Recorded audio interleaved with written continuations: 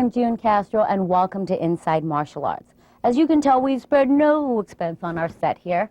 No, really, this is Unique Publications Editing Bay. This is where all the martial art videos go into post-production. Our show is going to feature some of the top martial artists from around the world, the superstars and the soon-to-be famous. It's like having one of our magazines on video. So keep watching.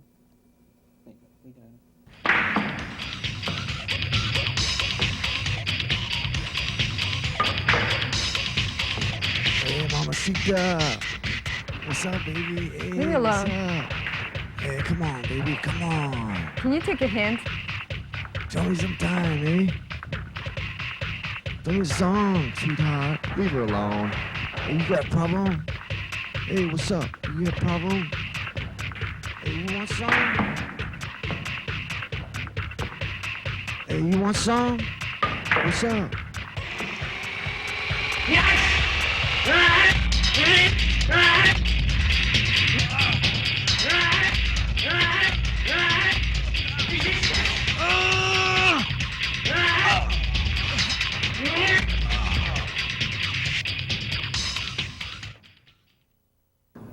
We're here today with Walter the Sleeper McCloskey. He's a Muay Thai champion. His record is 26 wins, 11 by knockout, and 5 losses. He has 7 championship belts, 6 with Muay Thai and 1 kickboxing. Walter, before you tell us about what combat Muay Thai is all about, can you tell us a little bit about your martial arts background? Well, I don't like to brag too much or anything, but I can tell you the basics of it. I mean, growing up in Indiana, we didn't have too much resources for us. We made the best with what we had, and I got into karate back in Gary, Indiana. Tough town. We did a lot of fighting there. My dad had quite a bit of boxing experience. So did my Uncle John. They did some boxing with Tony Zale back in, God, the 50s or 60s. Of course, back then, I'd box with my father. He wouldn't show me anything. We just put on gloves, and he'd kind of just pound on me for a while, you know. And then when I came to California was when I really started meeting people that could actually, you know, teach me some pretty good stuff, like IMB Academy, which was really where I got a start. And Richard Bustillo out there was the one that introduced me to Nanfa Hiradecho, the great Thai champion that passed away in '91, who really changed my life and a lot of other people's by getting me going with Muay Thai. Oh, okay. So before you met Nanfa, you trained at the IMB, and what was the curriculum there? It was the JKD stuff, a little bit of Muay Thai, a little bit of grappling, a little bit of Kali, some Wing Chun, you know, pretty much the curriculum that they use. So how many years have you been involved in Muay Thai? Muay Thai, about 11 years. Okay, and is your training based here in the United States, or also you've been to Thailand as well? Tell us about that. I go to Thailand every year, sometimes twice a year. There's a camp out in Rayong I really love to go to called Sao Panajapet Camp, and I kind of have been sort of like, they're like my family over there overseas, and I like to go over there, stay there as long as I can, and train there and live in the camps just like they do. And I understand that the current system you teach is a result of an accident you suffered a little while ago. Can you tell us about that? Well, I've been riding motorcycles all my life. I love Harleys, and, you know, I ride with a bike club and everything. And, of course, one day I'm just, evening actually, in those hours of dusk, this kind of classic motorcycle accident situation, too. Usually in the hours it's getting kind of dark between night and day. Someone makes a left-hand turn in front of you. Most common accident that happens with a motorcycle, and it happened to me. 16-year-old driver, you know, of course they say they don't see you and everything. Took me out. I probably would have been history if I wouldn't have dove over the top of the car, right? I'm going at the car, they stop. I'm thinking, man, this car's way too close. They're not going to turn. They're not that stupid. But, of course, they were.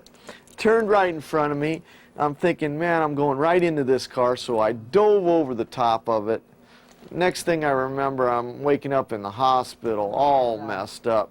They not only told me you can't train anymore, you can't fight anymore, you can't work out anymore. I couldn't even work at all at a job. I had to give up being an electrician, and you know, it was horrible. So you went from that to 7 championship belts. Yeah. Well, actually, I had one before that in '94 that I got a kickboxing. 6 championship belts. Yeah, yeah. So after that, I kind of rebuilt myself. I started out real slow, you know, with some yoga, dieting, stretching, a little light cardio. Of course, I couldn't do too much at first because I had some surgeries. Didn't want to get too much blood flowing to mess things up. But after that, I started some weight training, got the strength back. Then started into the Muay Thai a little bit, just to kind of make myself feel a little bit better. I used to have this workout I used to do, because the only thing I could work out was my neck and my chest. And I would do this pec deck for your chest, and I would do this neck machine because I couldn't do much else because I was too banged up. I used to call it a chicken workout because I would like be pecking with my neck, flapping my wings. You know, it's kind of silly, but anyway. But it worked. It got you started. It got me started. Yeah. Then moved up from there and this and that, and then next thing you know, I'm thinking about what am I going to do for work? You know, so I thought, you know, I got a good bit of experience at, you know, fighting and doing martial arts and training and whatnot. You know, start training people. So I started doing that, and it wasn't too strenuous at first. I started getting in better shape. I started doing it more. Then I started going back and training with, you know, a little bit more advanced people again. Then I went back to Muay Thai Academy, and now I'm getting in there sparring with people. Guys are telling me, hey, Pat, why don't you fight again? I'm doing pretty good. The next thing you know, I start fighting again. How long was this after the accident that you started probably training? about a year and a half at least. But after the doctors told you that you'd never be able to No work way. out, never be able to train. Nothing. Yeah. Of course I didn't listen to them. Of course not. No. And went back in there, got a fight lined up to kind of tune up, knocked the guy out first round. Got another one, knocked the guy out second round. Then got a sanctioned bout. I think I knocked the guy out, kicked him in the head 50-some seconds, you know. And then had ups and downs, too. I mean, losses and wins and everything, you know. Right, part of the fight game. Well, you got to understand, too, after all this accident, too, I was 36 years old, you know, so it wasn't easy. Right. But it is possible, so. You're living proof of that. Tell us exactly what combat Muay Thai is, and how does it differ from traditional Muay Thai?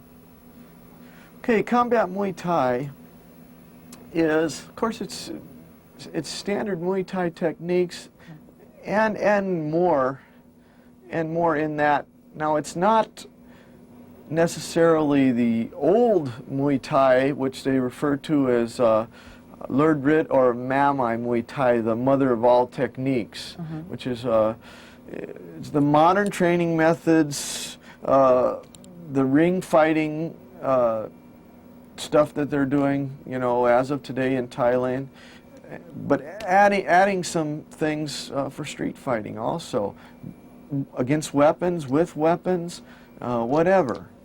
You know, it's kind of adapting to what you need to adapt to. For today's society. Exactly. Now, we know that most martial artists have a nickname, excluding myself, and we have a rule here on the show that when you come to visit us, you have to tell us how you got it. So, how did you get the sleeper? There's a couple different explanations that I use here, but Okay, give us I'll give you the truth. Okay, that'll work. All right, a couple of my biker buddies came and saw me fight a long time ago. They thought I was going to get my butt kicked. You know, I fought this guy. He looked like a stone killer. A lot bigger than me too, man. I think I must have gave up at least 15 pounds to him. You know, and it went pretty good. The fight went pretty good.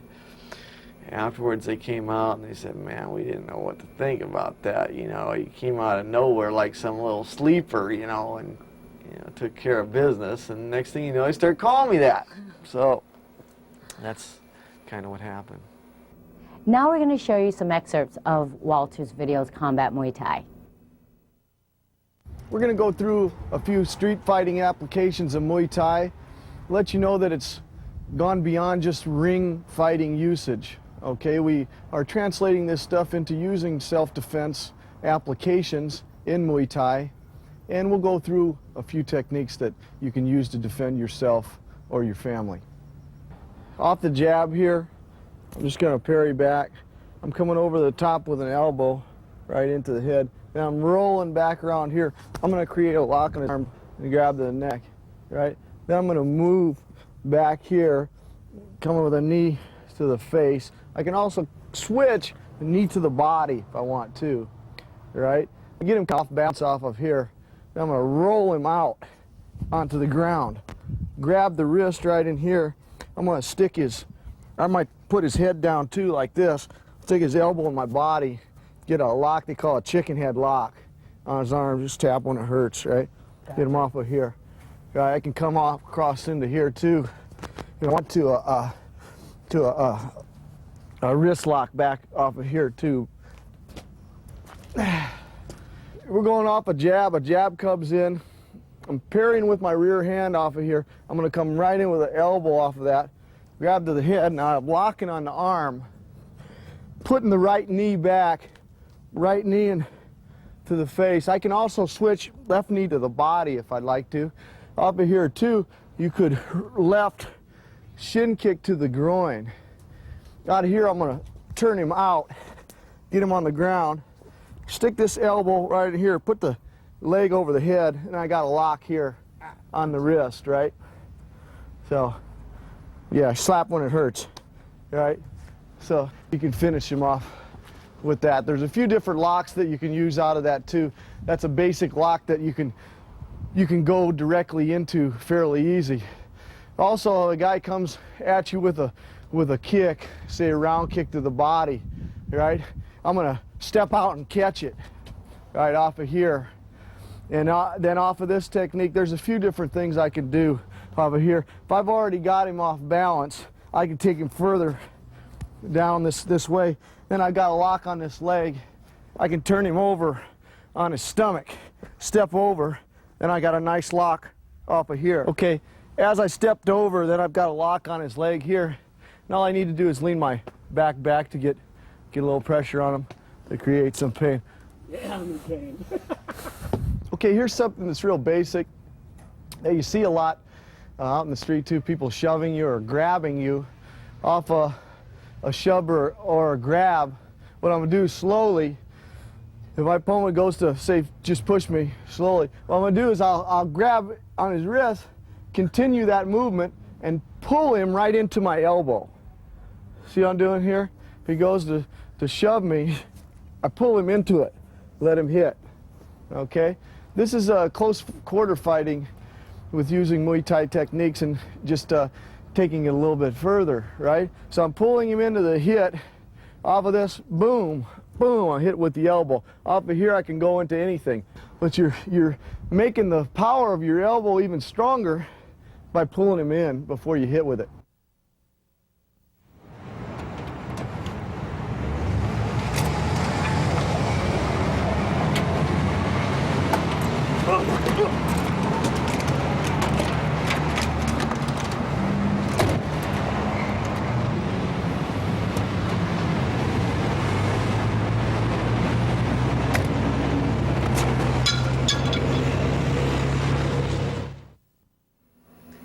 Welcome back. I'm James Liu, and I'm here today with Steve Tehrani.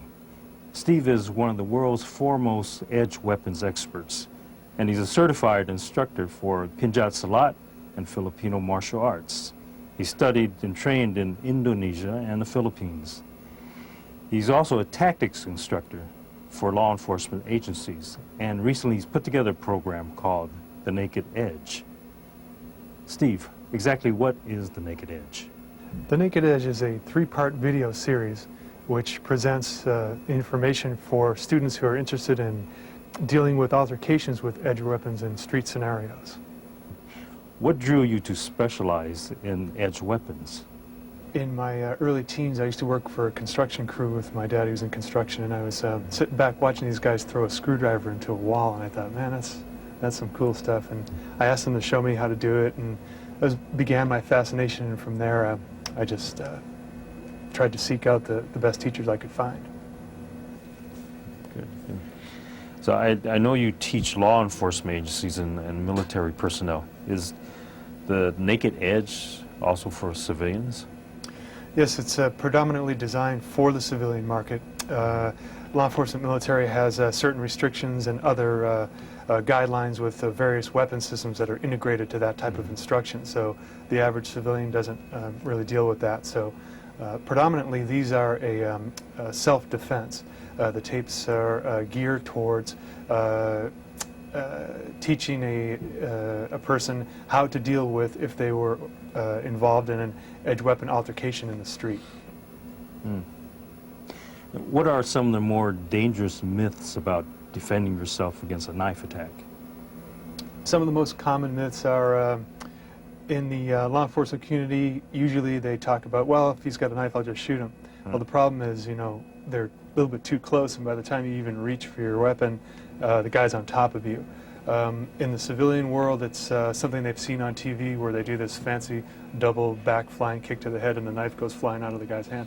It's unrealistic. Somebody's coming at you at very close range and the speed is there, and your best bet is to not get involved in that type of situation. We all know that laws vary from state to state, but are there certain knives that can get a person into more trouble than others?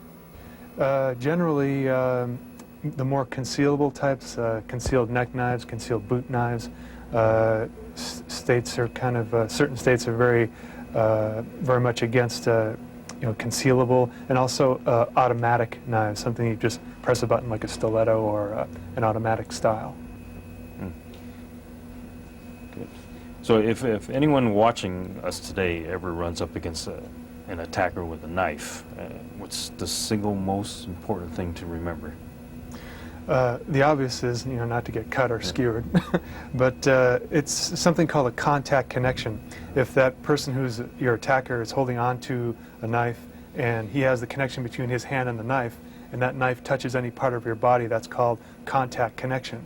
So to be aware of where that could possibly happen, to be aware of the contact connection and get yourself away from that possibility no matter what it takes. Creating distance, putting something up between you, generally a jacket or a briefcase or something you can put up between the threat and your vitals. Thank you, Steve. Now let's take a look at the Naked Edge. In some situations, you may find yourself where you're coming out of your car or you're coming around a corner and there's a wall behind you or some obstruction where you cannot move backwards. So this situation where if your training partner thrusts into your center line, nice and slow and controlled, and you step off 45 degrees and move, that's great if you can move backwards. However, with our situation where we have a wall behind us and he does the same movement, you can't go backwards. You're restricted to only forward movement. It's at this range, he's made contact on the vitals or directly against the body. This is extreme close quarter range. So before we go into the rear obstruction response, we're just going to spend a little bit of time on extreme close quarter range. So if he backs up just a little bit, you'll notice that at long range, there's no contact whatsoever. If he takes one small step forward, there's contact, or he's made contact connection, and another step, and he's in extreme close quarter range. So this part of our training is going to be dealing with only this part of the range, this section of the range. Okay, so gauging with your partner again, he's going to begin, and when he comes back towards the center line and you move out of the way, you can't because you've got this obstruction, something behind you, you can't move. So what we're going to work on is what we call ECQ, Extreme Close Quarter Footwork. This comes to us from Punongoro Edgar Sulite. It aids in solving three problems. One, you want to remove the target area. You want to reduce the size of the target so he has less area to shoot at or to strike at. The second is you want to use the rear obstruction to your advantage to be able to turn and blade the body away from your obstruction. And the third and final one is you're always trying to get to the outside, like we discussed up earlier, is you want to try to get to the outside and to create a situation where you can escape, where you can break and clear and move to the outside. The extreme close quarter footwork has several parts to it, and each part is designed to get you to the outside as quickly and as safely as possible. your first movement, you could ask your training partner to stand about an arm's length away from you to simulate extreme close quarter range. Take your outside leg, step 45 degrees, using the same principle we talked about earlier, 45 degrees as more efficient than lateral. As your weight shifts forward, rock forward on the balls of the foot and pivot your body, thus reducing the target size available. Go back to center. We'll try that again. The outside foot, step, and pivot. Okay. One of the training tricks that they use up in Stockton with Bahalana through Grandmaster Hiron is a concept they call Tony Chin. They put the foot down, the toe is first, which is covered by the knee, which is covered by the chin. That's when you know you're aligned properly to pivot those hips out of the way. Tony Chin. Okay. Same thing applies for the opposite side. You step, outside foot, Tony Chin, check your position, pivot so the hips are narrow and you've reduced your target size. Okay, so the drill completely would be step, shift your weight, and pivot. Come back to center, realignment, step, shift your weight, and pivot. And back again. Okay, in this first drill, what you're going to ask your training partner to do again is gauge for close proximity or extreme close quarter. Now, as he thrusts to the low line in a slow and controlled manner with a dulled edge and dull tip, slowly move your body so as to analyze each piece. When he thrusts, step to the outside so you're clearing, you're broke and clear, pivot the body, reposition. Then go back to center. Same thing on the opposite side, step and pivot and back to center. Again, step, pivot, back and step, pivot, and come back. When you step and pivot, be sure that your center line is facing directly into either his center line or, if you're on his outside, which is optimum, on the shoulder. It gives you maximum control if you need to move his body. Let's take a look at some of the principles of handling an edge weapon attack at extreme close quarter range. Remember, if we just use our feet, if he thrusts into the center and I just use my feet, I may not make it. Feet are generally slower than hands at this range. And again, remember, we can't go backwards because there's something behind us. So we need to be able to address the problem in front and off 45 degrees. Let's take a look at the individual elements. The first part is the handwork at extreme close quarters. We've already studied closing the car door. Remember that part where we keep the center line facing 180 degrees away from the tip and the edge. Okay? We're going to introduce another one. This is called slamming the car door. Just like you're using your forearm to slam down to push the door closed really quick. Okay? A little bit different. Closing the car door, you're using the palm and you're getting as close as you can to the elbow. Slamming is a little bit more of an emergency situation where you need to push down and away as fast as you can. The third one we're going to take stems from the Filipino training, an outside pass, or what they call vertical gunting, where you're coming, passing with the opposite hand, and turning. Let's take a look at that again, nice and slow. This comes down, and then slam the car door. Okay, slow motion again. Outside pass, and closing the car door. In this situation, if he's moving very quickly and I miss with this hand, at least you have some kind of backup. Okay. So we're going to put the two pieces together. Number one, he thrusts. I'm going to use close the car door. Number two, he thrusts, slamming the car door. Remember, the motion is down and away from your center mass. And finally is the outside pass. Okay, again, one, closing the car door. Number two, slamming the car door down and away.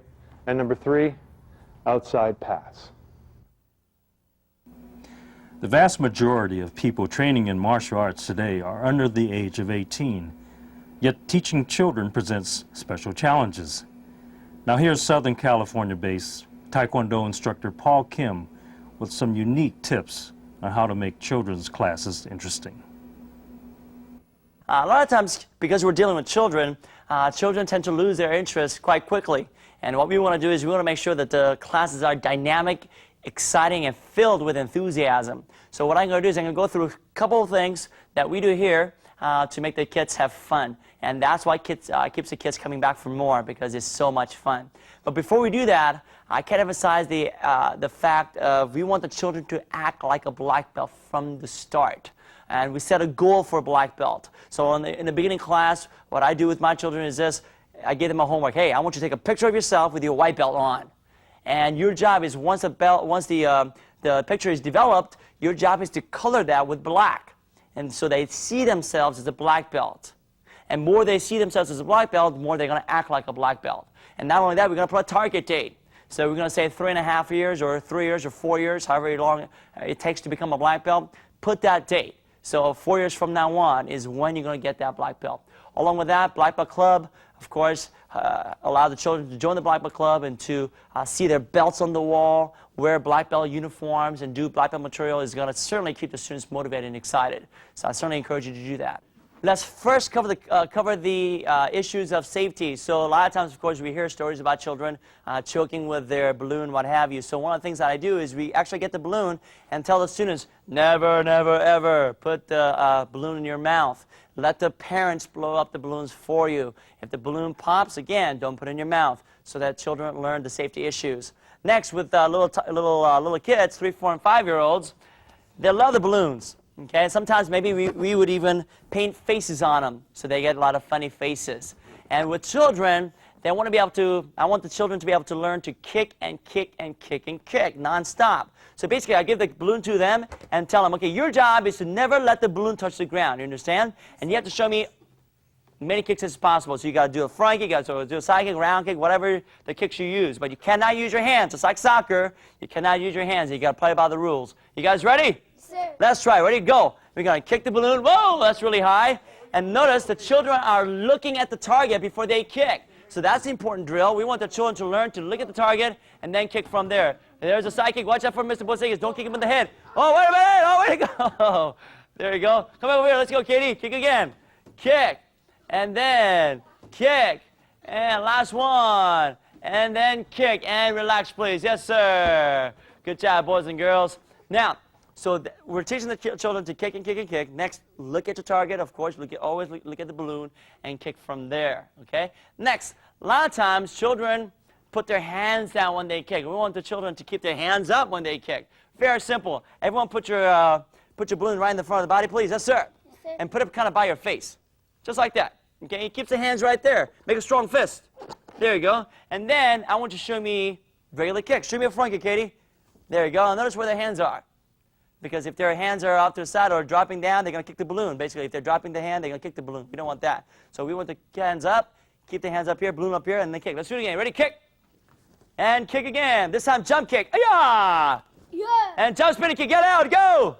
Yeah. Again, watch their hands are, okay? So it really allows the children to keep their hands in when they kick. Thank you, guys. Let's put that away. And let's get the bubbles, excuse me, Mr. Bosegas. Next one is bubble kicks. Again, we try to use help aids such as balloons or bubbles that kids really enjoy. So we like to blow the bubbles and allow the children to kick. Again, this is for 3, 4, and 5, and 6-year-olds. They love to go and kick and punch wildly on their own. So what we do is we open up one of these here. Thank you, sir. Hold on to this. Here, everybody, have a seat, please. Yes, sir. We're gonna start with Mason. Come on, Mason. Okay. Let's talk about. You got the balloon here, obviously bubbles here, and I'm going to blow the bubbles, and your job is to kick every bubble possible. You can even use your hands, okay? Spidey says, yell out, "Ay-ya!" Ready? And you guys, go, Mason! Come on, let's go, Mason! Keep going, yell out! Where's my yell, Mr. Mason? Cha! That's it, keep going! All right, relax, good job. Katie, you're up, sir. Yes, ma'am. Come on, let's go, ready? Go, Katie, yell out, Katie! Whoa, don't kick me, though. Keep going, let's go. That's it. Punch, punch, yell loud. You got it. Michael, your turn, please. Yes, sir. Now, I wouldn't suggest having the kids go all at the same time because accident might happen where they're going to kick each other. So one at a time is excellent. And this allows them to learn what? Learn to sit and wait for their turn. That's also important. Ready, Michael? Spice hands. Yell loud. Yeah. Let's go, Michael. Everyone go. Go, Michael. Yeah. Go, Michael. Yeah. Watch out. Yeah. That's it. Come on, keep going. And relax, attention. Thank you very much. And that's good. All right, so again, this is a little bit more freestyle for the children, and they love to kick and punch. And this is called bubble kicks. Next exercise is called either friend or foe, or I like to call it ninja alley, ninja hallway, what have you. We want the children to know they've got to be quiet, they got to act like a ninja, they can't be seen, and then these friends or foes will pop up. So as the first person comes, come on Mason, they're walking very carefully like a ninja. Then the first person pops up. If they give you a pad, they have to kick or punch it as hard as they can. But if this person gives their hand, hey, there's a friend, you got to shake our hands and go all the way down. And this really makes it fun because we make a whole hallway, and this is where the parents could come in. Parents could come and hold the pads for us and things like that. Here we go. Are you ready? Yes, sir. Ready, Mason? Let's get busy. Go. Walk careful. Hands up. Walk like a ninja. Christine first. Yalla! Yeah! That's it. Cha! Keep going. Oh, shake hands. That's it. Cha! Next, let's go, Katie. Keep going. Go. Yell out. Come on, guys. That's it. Go, Michael. Yeah, yell out. That's it. Last time, a little bit faster. Let's go, Mason. A little bit faster. Whoa, careful. Yell out. Let's go. That's it. Go, Katie. Oh, that was close. Good. Good. Let's go, Michael. Last one. Double kick. There you go. Oh, wait a minute. We almost knocked him with a spinning kick. Good job. Relax. Okay, let's put those away. Go ahead, guys. Okay, you guys come on down right here. Friends or foe. Next, with the 3, 4, and 5-year-olds, stay right here. That's good, great, guys. 3, 4, and 5-year-olds, it's so important to develop hand and eye coordination, or even foot and eye coordination. So we're going to get the dodgeballs ready here. And what we simply do is it's a kickball. It's a kick baseball. One, we teach the guys about the rules of baseball. And two, really allows them to look at the ball and kick. Okay, so I think we're going to set it up way back here. Come up here, guys. Yes, sir. And line up just like that. That's perfect. Okay, so we got the pitchers ready. Come on out, Mr. Bozigas, right here, sir. Okay, and of course we get the baseball music. Take me out to the ball game, what have you. And we let the teachers throw the ball. And their job, of course, these guys are a little bit older. They'll kick the ball for sure. But a lot of times, 3, 4, and 5-year-olds may not have the coordination to be able to look at the ball and kick the ball. So again, it really teaches them to work in that coordination drill. Ready? Mr. Bozigas, come on down and throw the ball. Go, Katie. And kick. Yeah! Next person. Ready? Go. Throws the ball. And go. Kick. Yeah. Whoa, watch out. Next person. Ready? Go. Yeah. Whoa, watch out. Okay, next person. Now, we're going to make it a little bit more difficult. We're going to make it a little bit more difficult by kind of throwing the ball at him. That was kind of rolling the ball. This time we're going to throw the ball at him. Okay, ready? Go, Mr. Bozigas. Throw the ball. Okay, that one you have to punch, right? That was a little too high. Let's do it again. Ready? Go. And kick. That's good. And this time, Mason, show me a kick. Ready? Go. Throw the ball. Kick. Oh, he does a spinning kick and misses. One more time. Ready? Let's do a spinning kick. Ready? And go. Spin. Oh, we miss again. Okay, as you can tell, it makes it a little bit more difficult. It allows the kids to turn and look. Yeah. And look at the target. Can somebody hit the ball? Let's try again. Ready? Go. And spin. Thank you. Foul tip. And relax. Very good. Thanks, guys. Good. Lastly, we get the pads out, the big pads out for surfing taekwondo kids. Now, next, kids love to surf. Come on down, bring it, guys. Kids love to, actually, the teenagers and adults love to surf. But we like to teach the children about water danger and, of course, for balance. So everyone's got a surfboard. Come on, guys. Everyone lay on your surfboard, please. Yes, sir. And this time, I'm going to have Mr. Lombardi coming out with your surfboard, sir.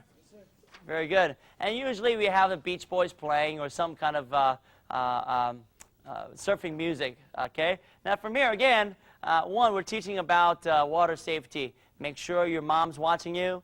Make sure you have safety equipment such as boogie board or what have you. Make sure it's wrapped around your wrists or what have you. So water safety is just as important. Okay, next, boys and girls, are you ready to surf? Sir. Are you ready to surf? Sir. All right, everybody surfing. Let's get the waves. Everyone's swimming. Of course, this gets their arm warmed up. They're swimming up. Uh-oh, surf is up. Everyone jump on the surfboard. Let's go. And get that balance. Bend those knees, boys and girls. Of course, for the 3, 4, and 5-year-olds, this might be difficult. Okay, now from here, get your balance and show me a front kick and yell out, "Ayah!" Again, back to surfing. Again, ready, front kick, "Ayah!" And this time, switch your feet, go. Whoa, that's good. Again, front kick, go, "Ayah!" Now this time, what is it called, hang 10? Show me Hang Ten, Mr. Lombardi. Hang Ten means that the kids move up to the front of the board and get their toes up. That's it. And hands up and balance. This time, the Karate Kid. Everyone hands up and jump front kick. Yeah! That's it. One more time. Oh, don't fall in the ocean because sharks will get you. Ready? Jump front kick. Yeah! And relax attention. Very good. For 3, 4, and 5-year-olds, these are great because they learn to balance. And we teach them to balance on these boards. So those are all exercises done for 3, 4, and 5-year-olds, or even 6-year-olds. And make it fun, make it exciting. Get the music involved, and kids will love it. Let's go to the balance drill. Simple as this. Partners, you guys face each other, going to middle stance. Of course, it gives them good sense of, let's face a little bit more in this way, that's good. A little bit more sense of deeper stances, giving them a great base. And we want them to have hands up like they're going to play patty cake. But basically, their job is this, to hit each other's hands and get the other person to lose their balance. So one could hit really hard and make them lose balance, or as one hits, they could put their hands out and make them miss, and they're going to lose their balance. And this, again, teaches them wonderful idea about balance. Ready, girls? And go. Oh, there she goes. Christine lost on that one. Okay, 1-0. Let's go. No holding. You can't hold. Again. Keep going. Oh, there goes 2. It's 2-0. Let's try one more. Let's get Jill. Come on, Christine. Let's go. Push. Go. Almost. Oh, there he goes. There goes Jill. Okay, so it teaches the children a little bit more about balance. And now this time, girls, move away from the pad this time. Both of you guys put your right leg forward into a back stance. Now, we're going to kind of put our feet next to each other. That's right. And this time, we're going to grab our hands as if you're going to wrestle. There you go. Now, our job is to pull and push and use your opponent's energy or opponent's momentum to get our partner to lose their balance. Ready? Let's try it. Ready? Go. Pull. That's it. And there goes Christine. And they're going to learn. They're going to have a wider base and good base to get started. Let's go, guys. Let's go, girls. Do it again. Pull. That's it. Pull, pull, pull, pull, pull. Again. Oh, there goes Christine again. 2-0. One more time. Come on, let's do it. Go. Pull, pull harder. Pull. Go, go, go. And they both lost on that one. Very good. Again, teaches us a little bit more about balancing. That's a great exercise. Hello again. I'm James Liu, and my next guest is Alan Lam. Alan is a Hong Kong-trained Wing Chun Kung Fu master. Alan, tell us a little bit about your background. Hi, James. Well, I started off doing Wing Chun in the late 60s.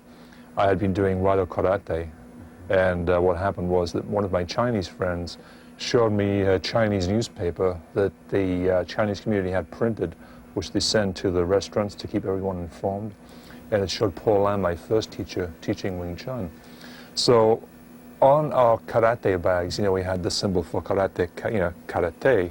So my Chinese friend said, well, it's Hong Sao, same thing. He says, you should learn Kung Fu, it's better. So basically, he showed me this little printout, and I went down to London and saw Paul. And it was one of those things where Paul would only take people by recommendation. So my Chinese friends who'd known me for many years wrote me this big long letter in Chinese. So when I went down to Paul's school, I knocked on the door and said, Sifu Lam, this is, my name's Alan Lam, this is from my friends. And he's like looking over the top of the letter and he's reading and he goes, man, these guys like you a lot. He says, I have to teach you.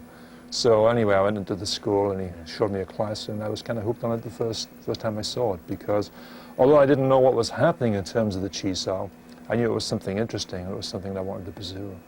Oh, great. So in a way, you were led to Wing Chun as your first style rather than a different form of martial arts. Well, yeah, well, I'd done a couple of years of karate with Wado, and I'd done some jiu-jitsu and a little bit of Shotokan karate. But when I saw the Wing Chun, like I said, I knew that's what I wanted to do, and I could see structurally it was a more defensive and sounder system. Wing Chun first gained popularity in the U.S. because it was Bruce Lee's favorite traditional style. What are your thoughts on that?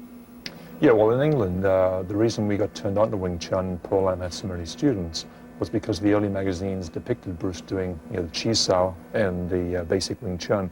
In the beginning, he was very heavily into the Wing Chun basics, and then later he developed his own style of Jeet Kune Do. But in the late 60s, the early magazines, it was primarily the Wing Chun he was demonstrating. What do you think the popularity of Wing Chun is today?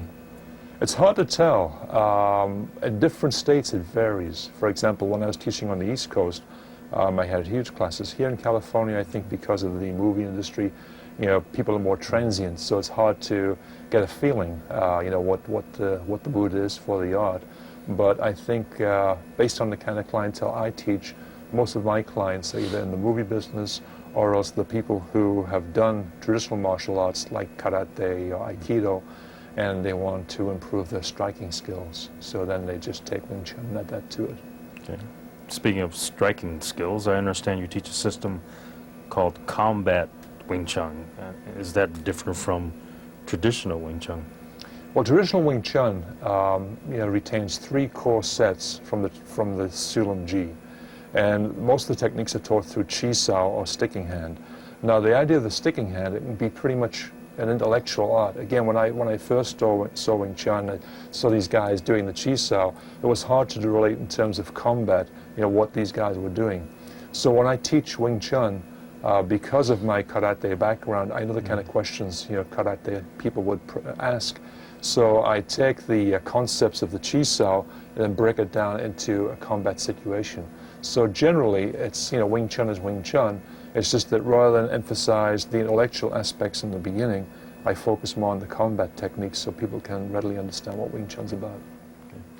Okay. So you also teach the Wing Chun butterfly knives. And a lot of martial arts artists today probably would think, why do I need to learn to use these meat cleavers? Does training with an ancient weapon still have any value today? Well, I believe in weapons training. Yim Wing Chun's husband supposedly taught her the long pole and the butterfly knives, so she'd have both ends of the spectrum, the long-range weapon and the short.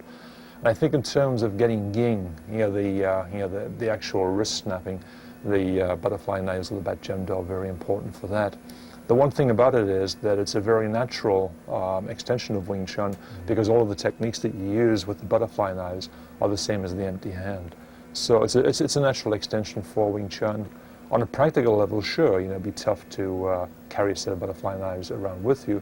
But also, if you're doing bodybuilding, you wouldn't carry dumbbells around with you. You'd leave them in the gym, but you'd still get the results by working out in the gym. So the same with the butterfly knives. If you work them on a regular basis, you will get good results in terms of ging and wrist control. Recently, you completed a series of videotapes called Combat Chi Sao. Is that based on Wing Chun's Chi Sao exercise? Yes, it's the basic Wing Chun exercises. One of the advantages I feel that I had is that I had 3 different teachers for the Wing Chun. My first teacher in London closed the school down after several years, and then I found a mainland guy, and then ultimately I went to Hong Kong. And Yip Man emphasized different approaches to Chi Sao.